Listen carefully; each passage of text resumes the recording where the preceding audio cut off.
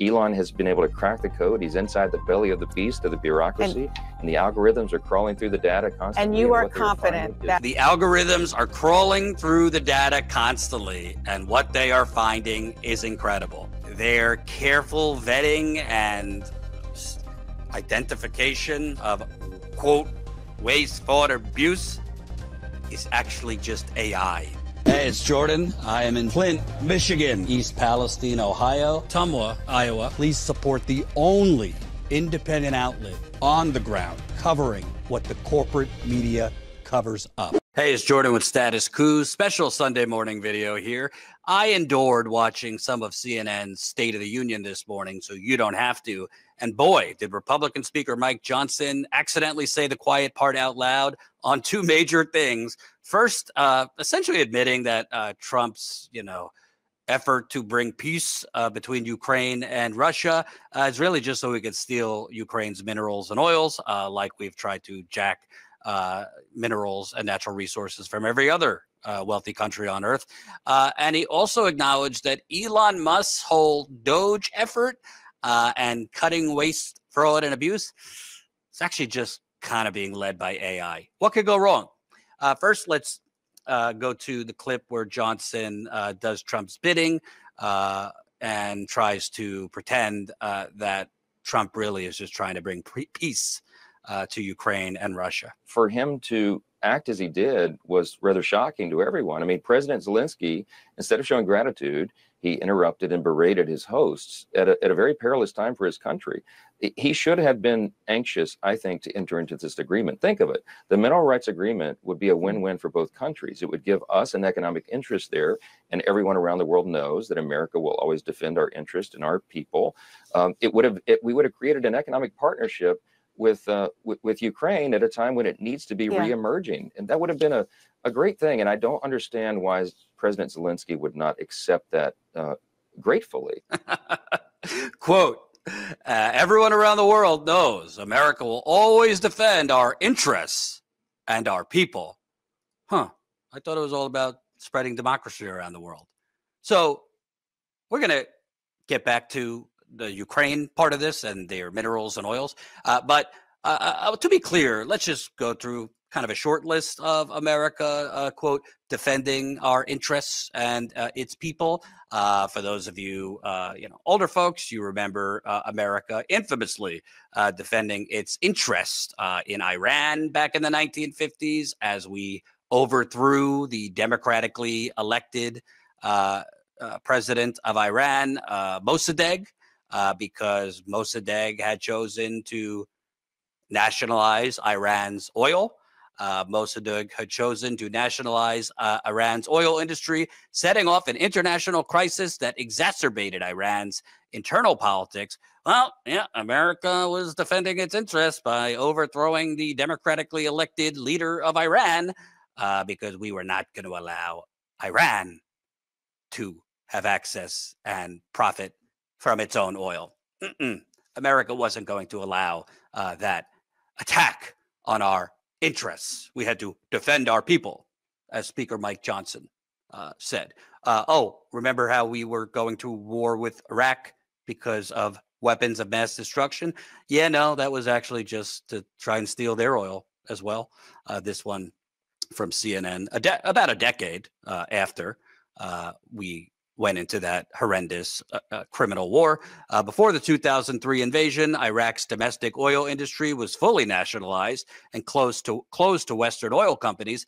A decade of war later, it is largely privatized and utterly dominated by foreign firms, like the United States companies. Gotta love defending and protecting our interests.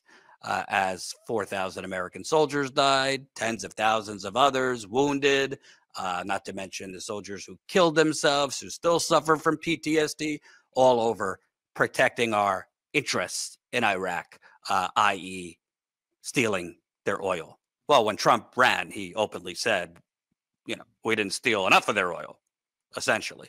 And, all the MAGA people who say Trump's anti-war kind of might be forgetting that he tried to coup and overthrow democratically elected president in Venezuela, Nicolas Maduro, Here's from Wired headline: The untold story of Trump's failed attempt to overthrow Venezuela's president, Nicolas Maduro. This was from his first term. As the days went by, hawks like John Bolton tried to keep Trump focused on ousting Maduro. The national security advisor wrote in his memoir that in a late January 2019 phone call with the opposition leader, Trump had assured Guaido, the puppet that America just declared was now the president of Venezuela over the actual president Maduro. Trump assured Guaido he'd, quote, pull off Maduro's overthrow. On that call, Trump had also, Bolton writes, alluded to the U.S. interest in Venezuela's oil. To be clear, Venezuela has the largest oil reserves on planet Earth. But as various efforts plodded along, the president's confidence in Guaido's team started to waver. But I thought we were trying to get rid of Maduro for the sake of democracy. You mean it was to, what did Speaker Mike Johnson say to CNN today? America will always defend our interests and our people. By the way, now in Trump's second term, this is just from 2 days ago, Trump cuts financial lifeline for Venezuela by ending permit to export oil to the U.S. A permit issued by the United States government allowing energy giant Chevron to pump and export Venezuela oil will be terminated this week, Trump announced Wednesday, ending what became a financial lifeline for the South American country. He claims because of election integrity issues in Venezuela. We are hereby reversing the concessions that crooked Joe Biden gave to Nicolas Maduro of Venezuela on the oil transaction agreement. Just another attempt to cripple Venezuela so that we could eventually unnationalize its oil and let our fossil fucker corporations go to town on another country's oil. To be clear, I know nuance is not allowed on the internet, and this will piss off some people, what I'm about to say. The Ukraine-Russia situation is not so straightforward. On one hand, I absolutely condemn Russia's illegal invasion of Ukraine. Any leftists who don't say that, I cast doubt on their opinion on that. Russia illegally invaded Ukraine, full stop. Vladimir Putin is a war criminal. He's also killed journalists. He's, by all reports, done some horrible things to gay people in Russia, and he is a dictator, straight up. But with that said, Russia did have legitimate concerns and complaints over the encroachment of NATO on its borders. Russia was promised at the fall of the Soviet Union, and that when the Soviet Union fell, that NATO would not encroach further east beyond West Berlin, Germany. Clearly, NATO led by the United States broke that in about 5 minutes. And Russia does have missiles pointed at it on its borders on multiple spots, including Turkey. So Russia does have legitimate security concerns because of NATO, because of the United States. And Russia, obviously, when the United States had missiles pointed its way from Cuba, we acted very quickly. With that said, that is not a rationale or an excuse to illegally invade Ukraine and launch a war that has killed, between Russian soldiers, Ukrainian soldiers, we're talking potentially millions. And Vladimir Putin is not the good guy here. He's not. That doesn't mean we should be endlessly giving all of our money to Ukraine. The war does have to end at a certain point. However, Donald Trump basically wants Donald Trump wants President Zelensky to just, wave the white flag, surrender, and say, yes, come rape my country. Yes, I will give up our minerals for nothing, really. When America says partner with our Ukrainian partners, that means we take your shit, we'll give you some of the crumbs. Trump is openly, like a mafia boss, saying, you'll take what I give you. And I don't think it's unreasonable for Zelensky to want actual security promises and guarantees, because if he signs away his country's minerals, oils, precious gems without like a firm commitment. Who's to say that Vladimir Putin isn't going to invade again in 2 years, 4 years, break whatever agreement? If you're not going to get any firm guarantees, because you cannot trust Putin, and you're not going to get any firm guarantees for America and or NATO to protect you from another Russian invasion, I mean, I wouldn't just give away the store in that case. So it's not completely black or white. It is not completely black or white. And I will say, all these cable news heads that are so fiercely aghast at the behavior of Trump against Zelensky and so sympathetic towards Ukraine, you sure seem to have an opposite mindset when it comes to the Palestinians in Gaza. And Biden and now Trump, I mean, just full throttle aiding a complete genocide. And sure, some people, Jordan, it's not the same thing. All right, well, you could say it's not the same thing, but at the end of the day, genocide is genocide. And, you know, many, the International Criminal Court has called it a genocide. Many, international legal experts, scholars, jurisdictions have called it a genocide. You don't see the same concern for the Palestinians in Gaza that you do for the Ukrainians. I feel for the Ukrainians, but why should we stop with the Ukrainians? Why don't we have the same sympathy for the Palestinians? Moving on, it wasn't just that. Speaker Mike Johnson kind of accidentally let the cat out of the bag that the whole Elon Musk DOGE effort. Yeah, it's actually not Elon Musk brilliantly vetting and cutting and finding the waste, fraud, and abuse. Yeah, it's actually something much simpler and, in my view, downright scary. Let's take a listen. Hours, I believe, on the White House complex. Did you talk to him about when you pass the bill to keep the government running, when at least you hope you will do so, that you will include cuts in that mirror what he is trying to do? Big cuts, in some cases, almost eliminating agencies. Yes, we're going to need a few more weeks, maybe a month or more, to qualify and quantify and then codify what Elon Musk and the DOGE effort is all about, and that is eliminating fraud, waste, and abuse in the government. He genuinely believes they may be able to find as much as $1 trillion, and that is going to make a big difference, obviously, in the budgeting for the federal government and the appropriations process going forward. Did he show you what he's doing? For the Yes, he has. He's shown me many of the examples of the outrageous abuses. And I'm telling you, Dana, when the American people understand what has been happening with our taxpayer dollars, that Congress has been unable to discern, even with our best oversight efforts, Elon has been able to crack the code. He's inside the belly of the beast of the bureaucracy, and the algorithms are crawling through the data constantly. And you are confident that things like 800 employees at NOAA, in the agency that is responsible for making sure that hurricanes at least are not as devastating because people know about it ahead of time, in states like yours of Louisiana, you're confident that those cuts will not end up hurting the American people? They don't go beyond the waste, fraud, and abuse that is understandable that you want to eliminate? Yes, what you're going to see is a very careful attention paid to ensuring that the essential programs of the federal government, the things that make sense to American taxpayers and that follow common sense, will be sustained and supported and funded. And I quote, the algorithms are crawling through the data constantly, and what they are finding is incredible. Dude, you just gave the game away. Elon Musk and DOGE, their careful vetting and identification of, quote, waste, fraud, or abuse is actually just AI.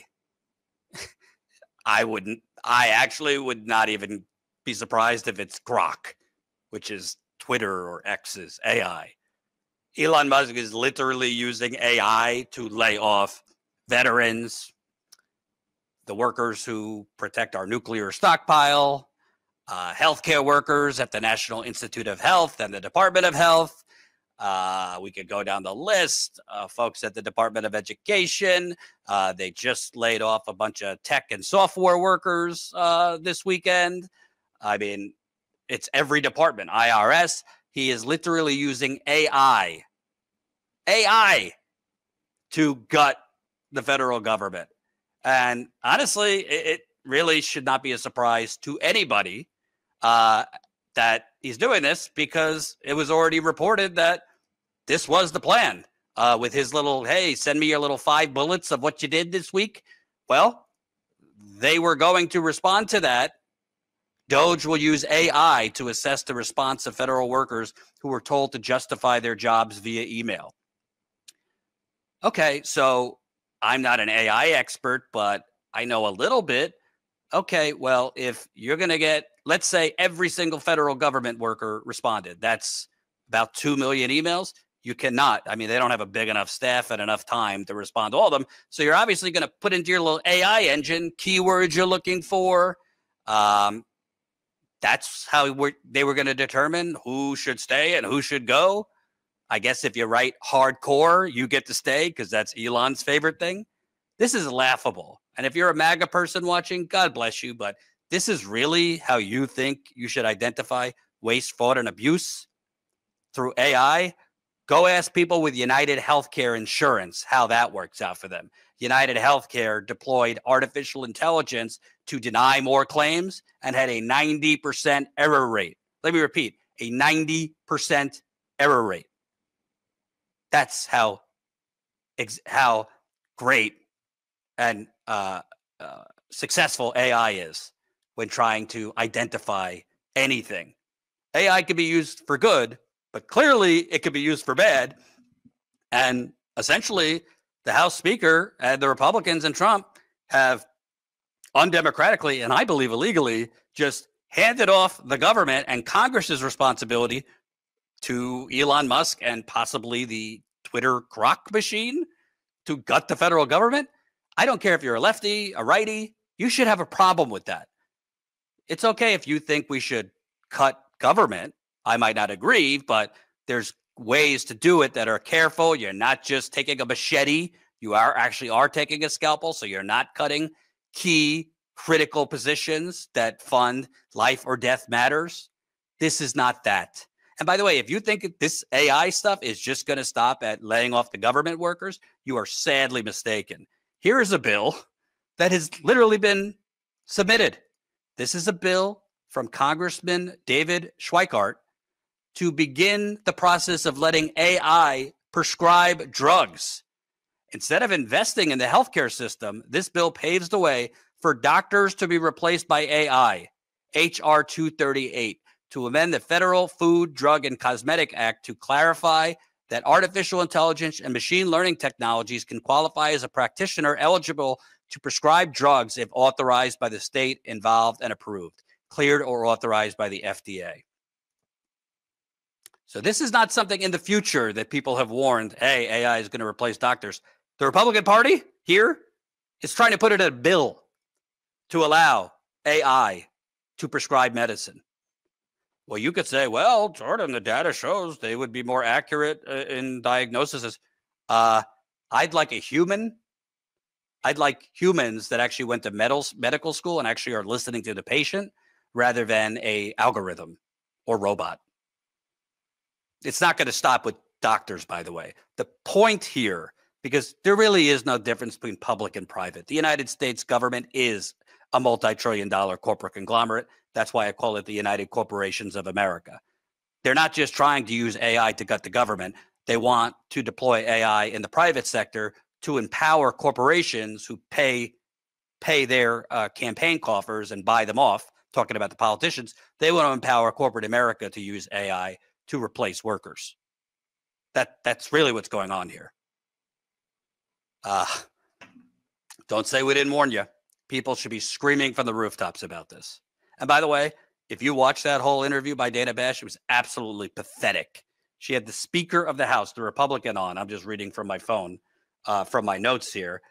Didn't ask the Speaker of the House, are you okay with the dollars that you, Congress, already appropriated being cut by an unelected billionaire?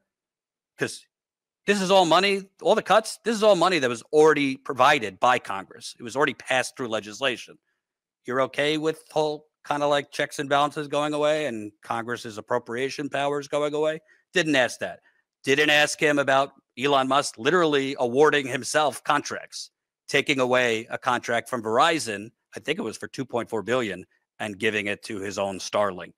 Didn't ask about the GOP budget, which is cutting massive, massive tax breaks for wealthy and corporation and price tax increases for the poor. Didn't ask about that. How does that lower prices? How does that help working people? How does that work? How does that help MAGA's base? Because a lot of MAGA's base is going to get tax increases, while the wealthiest Americans are going to get tax cuts to the tune of tens of thousands of dollars. Also didn't ask, hey, would you be okay if President Obama and Biden appointed Warren Buffett or George Soros to run DOGE and cut government programs and workers? Would you be okay with that? Thank you for your support. Continue supporting Status Coup as a paying member for as low as $5 a month so we can continue covering what the corporate media covers up.